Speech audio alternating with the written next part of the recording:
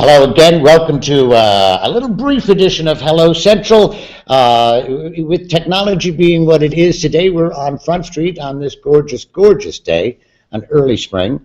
And with technology being what it is today, I am able to record much more easily folks as their time is available. And our folks that often come on the show are people whose time is very, very important. And it is my pleasure to welcome here Byron Mallott, gubernatorial Democratic candidate for the governor of the state of Alaska. Thank you so much. It's wonderful to have you here. And I'm enjoying my visit to Nome very much. Yes. Which is tying in with the Cleric Elders and Regents Conference. How's that going?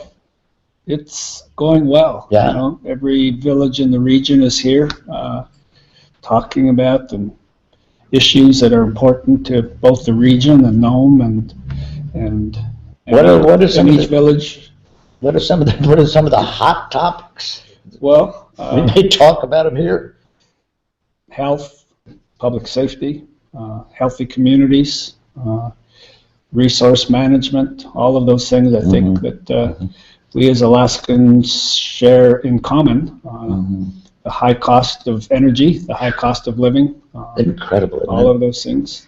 They are. It's a constant theme across the state as I've traveled in the campaign thus far. Just the high cost of living, the high cost of energy. It's taking many communities to their knees, and we need to do something about it. And it's also heartening, though, to see that communities are doing things about it. Here in Nome, you see the windmills up on the hill, the same in Kotzebue. Smaller communities are looking at Pilgrim Hot Springs. Pilgrim Hot Springs as a potential. You know, this energy crisis began in 2005 with the incredible spike up in petroleum prices around the world. So it's been 9 years for us, and while it's been hard, it's been difficult. It's also been in some ways inspirational as you travel the state and see every community trying to figure out their own response, their own way to deal with this statewide crisis. And what was interesting here in Nome, and I look back at it very fondly, was the delivery. The whole thing about missing a delivery in the summer, and so they had to bring it in because we were running out, blah blah blah. And we had the Russian tanker Renda and the Coast Guard cutter Healy that came through 300 miles of ice. And talk about inspirational. Yes. So talk about inspirational, and I think. You know, it became apparent to me with what is happening, and one of the things I want to ask you about is, you know, this changing world and climate change, and with the Bering Strait being more accessible and traffic and all of these things that appear to be happening in Deepwater Port. But, you know, watching that happening and bringing the fuel here was a very positive thing, I thought. It was. It created worldwide news for both Nome and for Alaska, and called attention to the reality of our circumstance here. And it's, you know, it also called attention to the Arctic and the needs of Arctic peoples. We have, you know, the entire state of Alaska is an Arctic place, and the Bering Straits, the Bering Sea, the Arctic Ocean, the Chukchi, the opening of opportunity for traffic over the top of the world. It's huge. It's going to change our lives. Huge. It's going to create great opportunity. It's going to create challenge. But I think, you know, a place like Nome is embracing it, working hard with the U.S. Coast Guard, with the U.S. government, to create a port that would serve the Arctic needs, traffic, shipborne traffic, in all of its aspects as the Arctic ice retreats, as it is, and as it will continue to do, and looking at it in the context of creating both response, taking initiative, looking at our future. It's you know, the retreating ice is really creating an opportunity for vision for Alaska.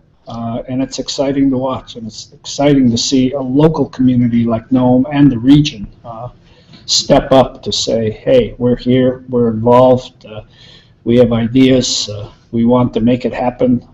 It's exciting stuff. You know, in 1925, they brought diphtheria serum to Nome, and across the Iditarod under the, you know, here on Front Street. Actually, it was out on the sand spit when it used to be here. But it brought the eyes of the world and America to Nome. And here we are once again. And I don't say Nome, I say the region, because this one is hugely regional. And you could, you know, books will be written about how the approach to this climate change, because the balance is so difficult with, you know, traditional subsistence and that 38 or 40 miles of water. A lot of things happen in that 40 miles of water. You know, we don't think about it much, but already Alaska is on world shipborne trade routes. The Great Circle route, ships go right through the Aleutian Islands and into the Bering Sea in order to follow the shortest distance from the west coast of North America to to many Asian ports. And as you look at traffic as it will develop on Alaska, Nome, Kotzebue, Barrow, all of those places will become important to that movement and can take great initiative. What I know and admire about to build their places. That's so true. And what I admire about you most is your vision. And you used that word just a few minutes ago. And being able to look down the road a little bit, because as you say, you know, and you're Tlingit, right? Tlingit, yes. You're Tlingit. And there's a point of view there that is exquisitely important, and that is the native point of view. There's both wisdom in it, and there's urgency for, you know, protection. And I'm going out tomorrow, as a matter of fact, to talk to the kids at NACTEC.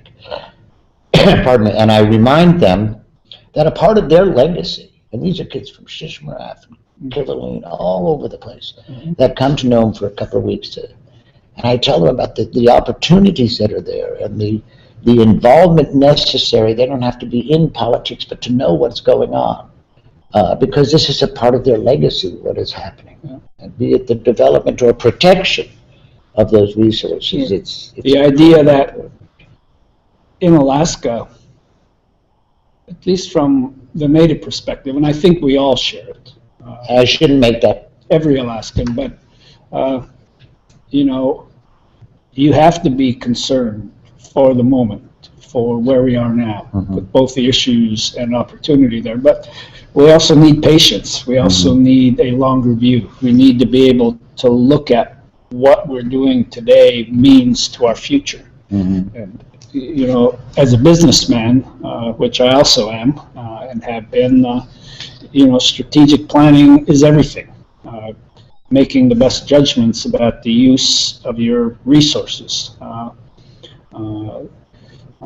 Making sure that employees and customers are served in the best way possible.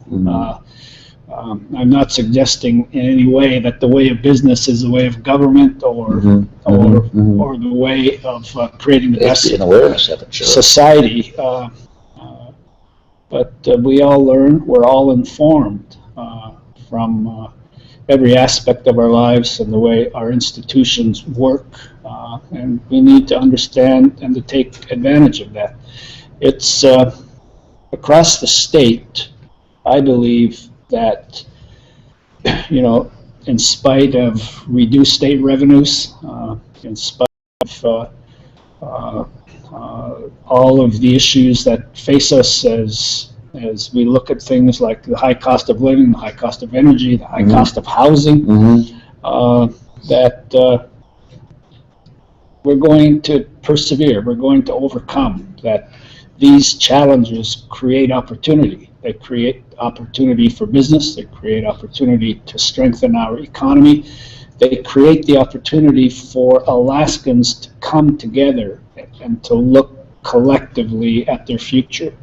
And I'm excited by that. And we can do it. We look at roads to resources, that notion of opening up Alaska's and building Alaska's transportation system for economic opportunity. But more importantly, we need to very smartly plan our infrastructure so that it meets human needs and so that it allows our regions to reduce their cost of living, to have access through transportation to other parts of Alaska and vice versa. But we also know that we live in a very fragile place, that our natural resources are limited, and that access to fish and game, for example, have been a source of friction between regions, between communities, but it's also one of Alaska's most incredible resource opportunities for Alaskans to manage effectively and to understand one another and to come together in ways that allows us to protect those resources, allows us to use them, but more importantly allows us collectively to act as stewards so that those resources last forever. And so when we look at something like roads to resources, I think the question needs to be asked, what is the best way to do that? I know that Kawarick has said that they think we should look at railroad access to some of these places. Much of the world, heavy minerals, moving large volumes of resource wealth is done by railroad. Now, I'm not advocating railroads by any stretch, but I do think that when we talk transportation, we need to look at every aspect of what might be available to us and the smartest way to do it. And I keep coming back to something that Wally Hickel said many years ago. And of course, he was an incredible visionary for Alaska. He was. And he was very emphatic. And he would say, you know, the best way to move a resource to market is a steel wheel on a steel rail. And I don't know what the I don't know what the economics are. And all I'm saying is that we need to look at every option, at every alternative. We need to think not just about cost today, but what does it mean to us collectively, both in as economy, both as an economy, but also as a society, 25, 50 years down the road. And again, vision. And again, vision. Being able to see it. If you can see it, you can get there. You were talking about Wally Hickel and his vision. We were talking about Evan Hobson and your vision. There's a guy in Nome, and you were talking about the connections in rail as opposed to road. And there's been a long talk about a road to Nome. And in fact, the Palin administration put a price on it. I think it was $2 billion to build a road from wherever to Nome. And there's a guy in town named Jim Stimfel. Jim's been around for a very, very long time. And you met Jim, I'm sure. And he's the one that kind of 1989, the weather balloons over to Russia and the beads and the needles and all of this. And it happened. You know, perestroika and détente and everything happened, and the people from St. Lawrence Island met their cousins and all of it. It was a fabulously important thing. But he also has been, for the last 20, as long as I've been here, talking about a connection between Russia, a physical connection at the Bering Strait between Russia and Alaska. This is down the road 100 years, maybe not even, maybe 50 years. A connection from the Berings, from this side over to the other side, because of coal reserves and things, as you mentioned, heavy stuff that's much cheaper to finish the Trans-Siberia and do it. But that's another connection. Right. But, you know, oftentimes we think about those kinds of connections in terms of what can be taken from Alaska elsewhere. And we also need to think of what we can create within Alaska to make Alaska stronger, more cost competitive, more efficient, to reduce our overall costs. And we need to think, particularly when we look at rural Alaska, in the long term. The typical measures of cost benefit, which may look at the cost of a project within a relatively short time frame, very rarely pencil out or make economic or financial sense for rural Alaska. But if we look at rural Alaska as a place to invest for Alaska's long-term future, and as a place which will help build Alaska's economy, strengthen all of Alaska, including urban Alaska, you look at it differently, and you can make, in my judgment, better judgments about the costs and the benefits that are associated with anything that we do. Because when you look at high energy, when you look at housing costs, when you look at the at all of the costs that in many ways cripple rural Alaska today, if we can reduce those costs in a meaningful way, we energize rural Alaska, and you create greater economic opportunity. You create the opportunity for communities to grow. You create the opportunity for resource development to very smartly take place. And when you do that, you build Alaska. And I think that that's the refrain that rural Alaska needs as it looks to its place in the Alaska of the future. That rural Alaska can help build the rest of Alaska. In many ways, our resources already come from rural Alaska. But ultimately, Alaska will be a strong place for all of us only if every part of the state benefits and every part of the state is prosperous. It's good to hear. It's good to hear those words. And just to refresh, I'm sitting here this morning having a long-reaching conversation with Byron Mallott, who is the Democratic gubernatorial governor candidate for governor of the state of Alaska. And it's my honor to have him on the show. We've been visiting about all sorts of things with an emphasis on rural Alaska, and it's real important to me. Your credentials are great. I know that, and credentials in our world of business and our world of state government and federal government, all of those, and you have a handle on that. You were the president of, if that's the right term, of the Alaska Dividend. Well, not the Alaska Dividend, but the Alaska Permanent Fund Corporation. Exactly. Some of the earnings of which go to fund our annual dividend. Yes, I was appointed by Governor Jay Hammond, who was a trustee, was chair, and then later, from 1994 to 2000, was the executive director, CEO of the Alaska Permanent Fund Corporation, which is that now almost $50 billion fund that generates the income. No other state in the union has a savings account. No other state has a savings account of $50 billion. Yeah. I mean, we have, the permanent fund, it's something to be very responsible about doing. The permanent fund gives you a sense of what we Alaskans can do. When oil was first discovered, when it was first being brought to market, we knew Alaska would benefit financially hugely. And Jay Hammond and others in the legislature and across the state at the time in business, people like Elmer Rasmussen, whose family founded the National Bank of Alaska, which is now Wells Fargo, and many others said, we need to, oil is not a renewable resource. Oil is a depleting resource, and there will come a time when we don't have oil, and we should save some of the revenue from the oil we have now for the future in order to help us transition to a new economy. The permanent fund is a powerful bulwark for our future. But again, we need to be very smart about when and how and what ways that we use that incredible advantage. And it is. It's an advantage, and it was new territory because who had ever thought?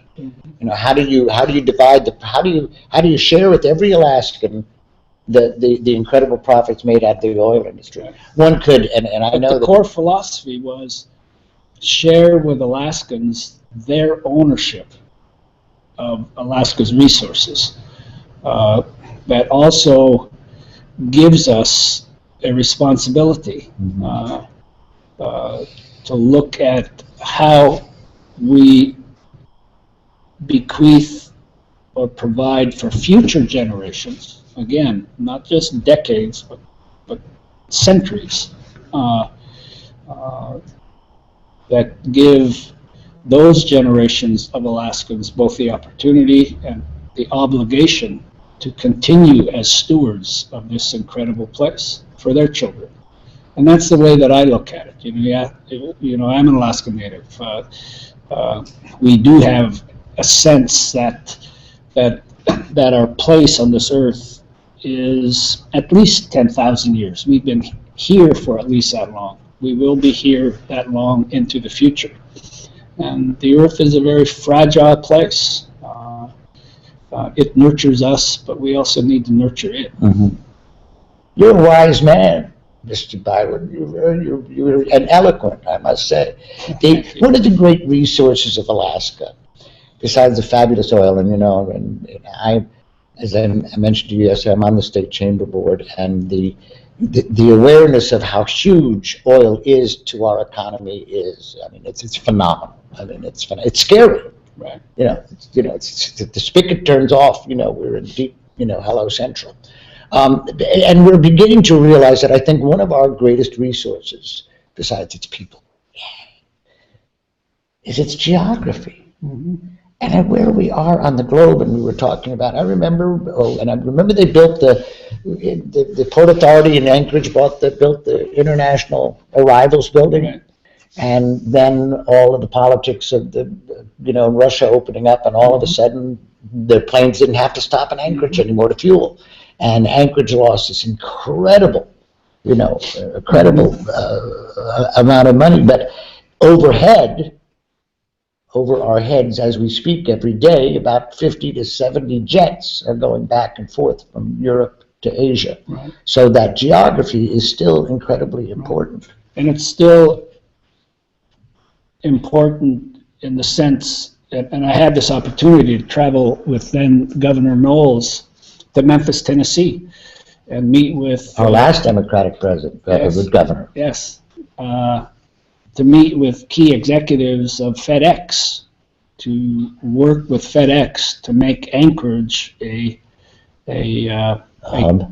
cargo hub, which did happen, and the Anchorage International Airport is now a very vital worldwide so we recouped some of that business in just different ways. For cargo.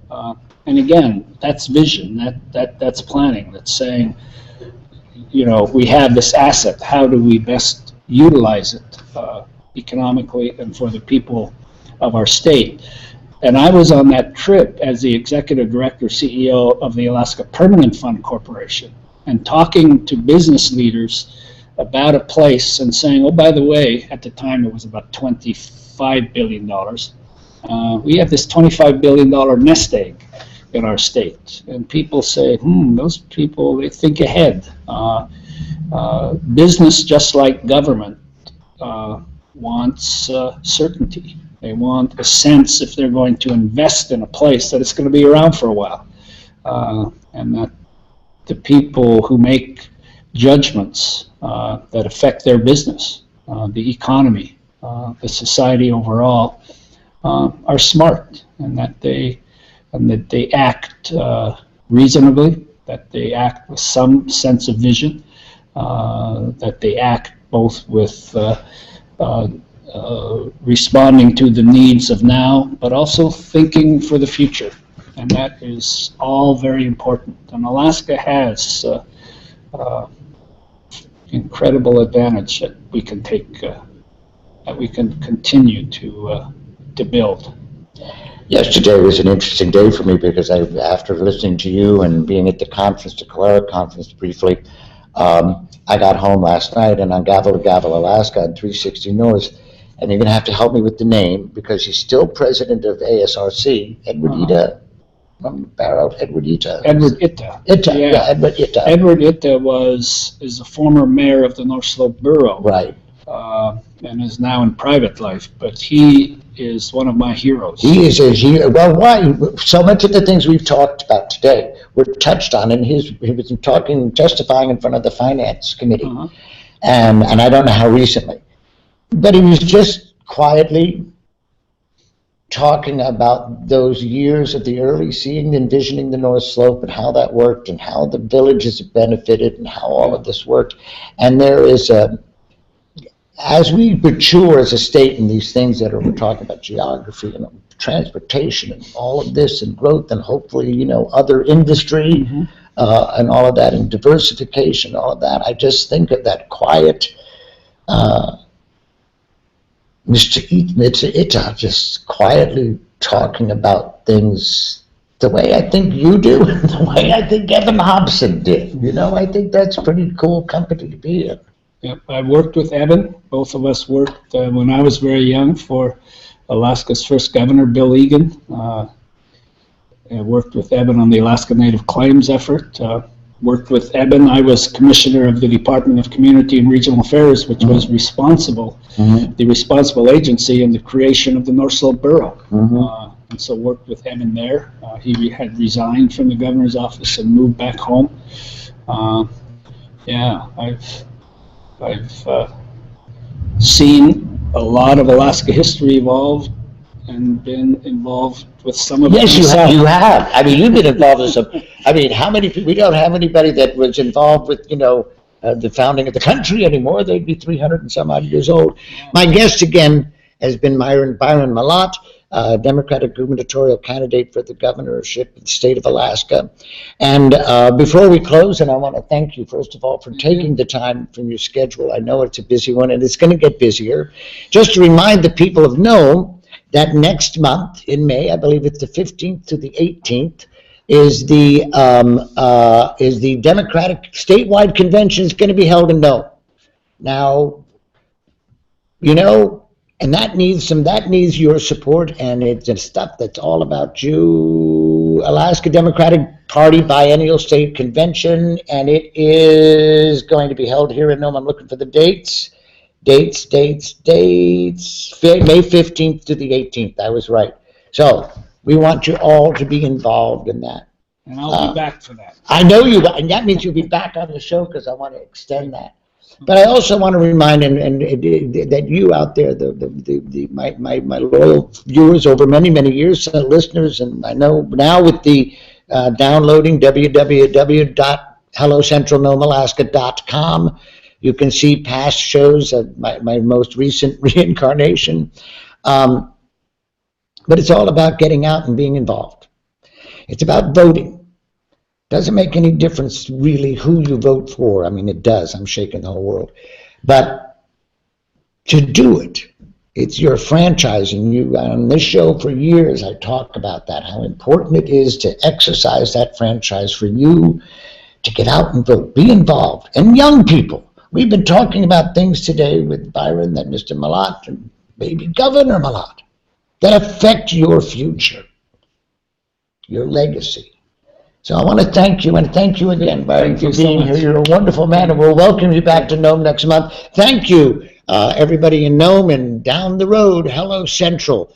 We're here. We're going to be here. I want to thank the Chamber of Commerce for helping with sponsoring this show, and for the use of the hall, the Visitor Center. Thank you, City of Nome and the Visitor Center. Albergo, 907 Services, Hello Central, your man in media, and the folks that make the show possible. So having said that, tune in next time. See you soon. Hello Central.